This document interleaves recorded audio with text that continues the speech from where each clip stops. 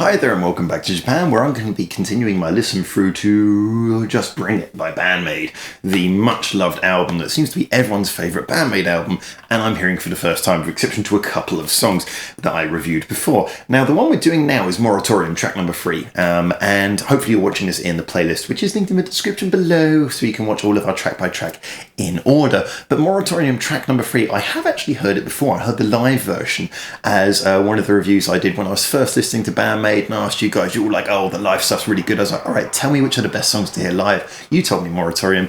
I did give it a listen, and you know what? I haven't heard it since then because I don't really re-listen to the live stuff much, and I didn't have a recorded version till now, so I kind of forgotten how it's gone. Now, as I was saying at the tail of the last video, the one for Puzzle, feel free to go back and check out my original Moratorium video. Put it alongside this. I'm not doing that. I want to see if you can see any blatant inconsistencies in my opinion. I'm not bulletproof, but I always give my opinions fair as they are at the time. I'm really looking forward to hearing this again. I mean, it might be different from the live version, but still, let's see how this goes. Anyway, Moratorium, this is the one we're going to be listening to because it is track number 3. Just to point out, Don't You Tell Me, it was a great start to the album. Love that song, really catchy. Puzzle added an element of instrumental flair to it, but still was another catchy, really tight song. So Moratorium, can't remember how it goes. I can't remember, I don't think I disliked it. Did I dislike it? I hope I didn't dislike it. Let's see how it goes. Moratorium.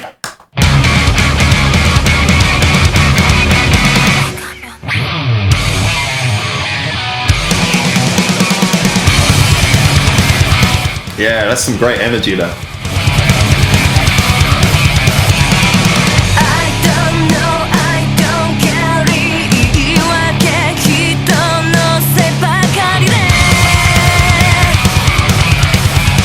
It reminds me of early Queen, actually, the way it goes between sort of held notes and then riffing between the vocal lines.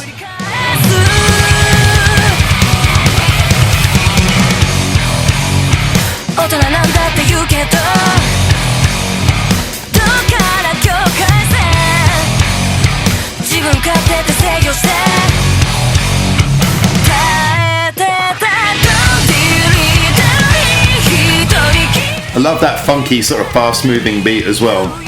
Switching up, the beats are brilliant on this album. I can't, it's really getting a flourish finally. Decent chorus. Not like amazing chorus, but decent chorus.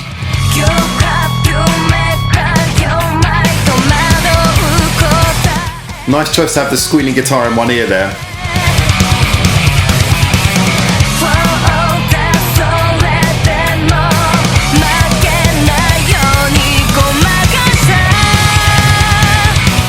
Yeah, the producer's doing an amazing job on this album.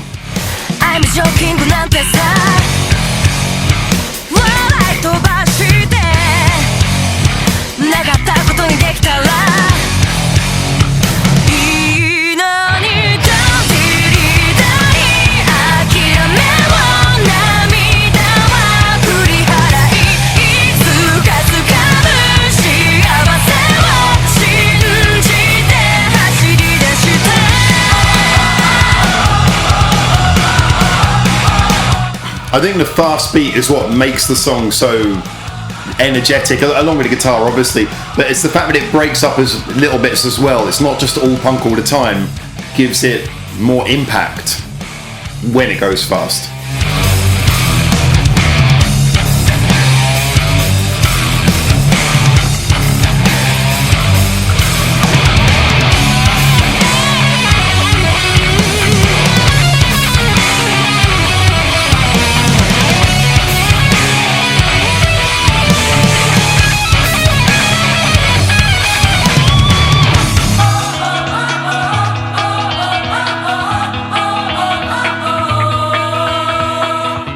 It might be a bit indie pop rock that, but that's a nice bridge. I like that. Breaks up from the dark stuff right before really well.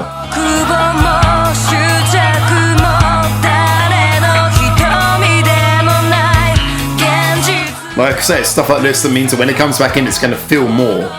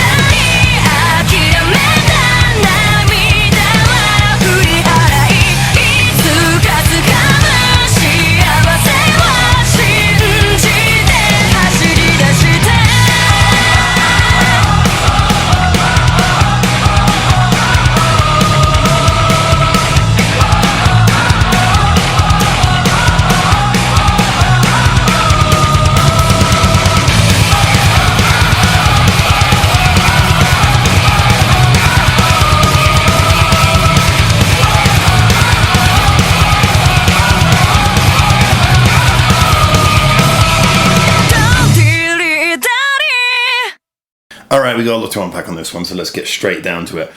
Why am I checking the inlay notes? You probably worked this all out already. I want to see who produced this album because I have to give massive credit. This is a really well produced album. I love the mixing, I love the production. So far, every song is really clean, crisp. It has little additions to it, but they're never too much. They're really good for filling in the spaces. And I do want to talk about this before we move on to talk about the song specifically itself and the way it's written. The production is bringing the best out of the band. And I know sometimes people don't like to talk about that, especially when it comes to hard rock or metal bands where it's all about the musicianship. But I think this album so far seems to be benefiting just as much from how well it's produced in the studio as anything else. And that it's really standing out to me. Every single song, I'm not going to repeat this too much because I said this in the last review of Puzzle, just the way everything's panned out beautifully in the stereo side of things. The mixing's nice and crisp and sharp, so each sound breaks through but also has power. This is a really beautifully engineered album thus far, and I certainly hope it continues that way. So when you've got them doing all these detailed things, you can hear everything that's happening and it's standing out. And when sorry, got a cough. Obviously. And so when the producer wants to add little extra things, like in that bridge, you had the really dark sort of like the heavy metal bit where it went slower, mid tempo, and you had this sort of deep dark riff and everything slowed down a bit. And then it broke out into that slightly poppy section and all those extra little sounds that came in, and even the vocal thing that was beautifully, delicately produced. They could have gone overboard and made that sound too big and impressive, and if they'd done that, it would have detracted from the power of the song coming back in for the final chorus. So just the delicacy with which the mixing and the production have been done. Now, from what I can see here, sound produced by Koji Goto, who I believe is a songwriter of theirs on the previous albums. That name has come up before, I'm sure. Don't correct me too much if I'm wrong, but I'll look forward to hearing more about this once I've heard the whole album. And sound design and direction, well, that means executive producers. That's not really so important. So credit to Koji Goto, because that's a fantastic job. I'd really be interested to know if Koji Goto was also involved in the previous albums, because they certainly were not produced as well as this. And I'd even go as far as saying I don't think from what I remember, World Domination doesn't have the crispness of sound that this album seems to have. So far, I'm really enjoying that. But anyway, I've waffled too much about sound engineering. Let's get into talking about the song a little bit here. This is a beautifully packaged album. I want to be very careful to put it back. It's not actually my copy as well. I want to be careful to put it back. I'll put it back the wrong way up. Damn it. The interview's on hold until I get this right. Perfect. Okay, so where was I going with this? Yes, so the songwriting of this song, it's not as obviously catchy as Don't You Tell Me, and it's not quite as musically nimble and interesting as Puzzle, and yet it's still, it's way above the bar of what you'd expect from any of their peers, to be perfectly fair. I mean, they really are using their entire 5-piece setup really well here. I've always sort of, when I was younger, I always had a thing against bands who had like a singer who didn't play an instrument as well, because I always kind of felt like, well, if you've got 5 members, it's like there's someone who could be doing more for the sound but isn't. But in all actuality, obviously a singer who's singing on their own, that gives them more ability to project. And realistically, that doesn't work out so bad if you've got the other musicians being backing singers as well. And that really comes across in a song like this, whether they be chanting or doing anything. If you've got a vocal backing as well, it really helps. So this song had a lot of sounds going into it. Not as much as Puzzle from what I could really tell, but a lot going in there. Now, like I say, the tempo was driven along by fantastic guitar work. I loved the riff in this. It was one of those sort of riffs that was, sometimes you get those sort of slower metal riffs. They can get a bit dirgy and a bit boring, and they can lose energy. But this was such a fast one. It was such a fresh sort of riff that it was kind of almost punkish in its hard rock nature. That whole guitar riff meant that everything was really charging. It had, like I say, it reminded me of, I said early Queen at the time, and that was due to the way the song was formed, sort of singer and then quick guitar, singer and then quick guitar, and that's how you balance the verse. So in that way, it reminded me of them, and I wouldn't be surprised if that was partly involved, because as the Bubble video showed us, it would appear at least that BAND-MAID are fans of Queen, or maybe they just were into the Bohemian Rhapsody movie when it came out. I don't know, but I'm just saying, it appears that they are fans of Queen, but it also reminded me of, I've also mentioned before how of the old school heavy metal bands, one of the ones I particularly liked the most was actually Motorhead, just simply because they managed to avoid getting bogged down by being faster than their peers most of the time. Being fast often helps. And it has that sort of thing where, okay, if we critically broke down this song for what it is, the chorus, like I say, is not the catchiest. There's not a huge amount of interesting things going on in the writing. This one is driven completely by the energy of the band. It's driven by the fact that they have delivered that riff quickly, though it's quick and it's being played beautifully, nice and fast, and it's being supported. The bass work is nimble enough to back that up as well. And Akane, I know we have no bias on this channel. I can't help it if Akane keeps on doing amazing things, all right? But Akane really absolutely killed it on that song. As with Puzzle, again, I think that she took a song that without her, with 99% of other drummers, and I do mean 99% of other signed drummers, could have been much more forgettable and, something which would be much more boring by the end of the song. Her way of expressing every little part of the song, pulling out little things, knowing that, when something, like when the chorus is being done once or twice before, the third time around you need to switch it up to keep it interesting, give it a value of being a crescendo and not just another chorus when you get to the end. Like I say, accenting various things. That's really what put the song together for me. It was brilliant before, but that elevated to the next level. And like I said, one of the things that I noticed, I always say about with heavier songs, something which is up to 11 all the time doesn't really sound up to being the loudest of music. The reason being is because you need quiet for loud to sound loud.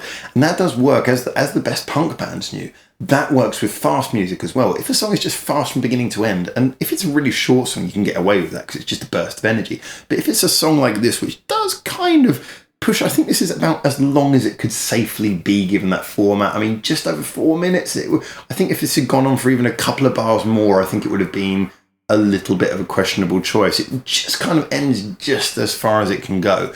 And I think, like I say, one of the reasons it carried that is because of Akane. But notably, like I say, the thing which, if you're going to be a band who does fast music, if you're going to do a song this long, you need to know that you need to have little bits where the beat slows down or goes, well, not so much slows down, but goes like half time. So what would have been boom, chip, boom, chip, boom, chip, boom, chip, becomes boom, chip, boom, chip, boom. It's still the same tempo as but you're half timing it. That's my technical description done as simply as I could by snapping my hand, which is a very weird way of showing you how beats work. But anyway, yes, so I think they did a fantastic job, and like I say, they all did brilliantly, but I have to say Akane took what was a great song to an exceptional level. I can't wait to hear the next song then. So, I mean, that was brilliant. So far, this album has gone 3 for 3, which is very surprising. Actually, YOLO is the next song, and YOLO I've already seen, so if you're watching this in the playlist, in the description below, if you're not already, you should be, because you'll be checking out each and every video, each and every song from this album with me. The next one will be YOLO, which I already reviewed. So the next one in this playlist, it will go back to my original review of YOLO. YOLO's a great song. I really like it. It's not my favourite single by them, but it is a brilliant song nonetheless. It's much better than I think that awful name for a song defies. I remember the first time I heard YOLO, I was just like, oh God, no, not a song called YOLO. I could understand when The Lonely Planet did that comedy song called YOLO, and they had like Kendrick Lamar and the guy from Maroon 5, and that was fine. Okay, that was a comedy thing, but I was like, seriously, doing a song called YOLO? Anyway, it turned out to be great. So you're going to see that next if you're following the playlist, and I'm going to jump on to, you can join me after that video. The one after that will be track number 5, Cross, so following the playlist and you'll move along to that. And yeah, so I'm going to watch Cross next, listen to Cross next. It's a song I never heard, can't wait to hear it. So for now, from Japan, thank you so much for tuning into this review, and I'll see you soon. Ciao, ciao. Thanks for watching. Feel free to check out more of our hundreds of videos we got online on this channel right now, or get involved in the discussion with us at the many social media links we've got in the description below, where you can suggest new videos and artists for us to check out on the channel. Or you can just do the usual YouTube stuff and comment, like, subscribe. You know how this works by now.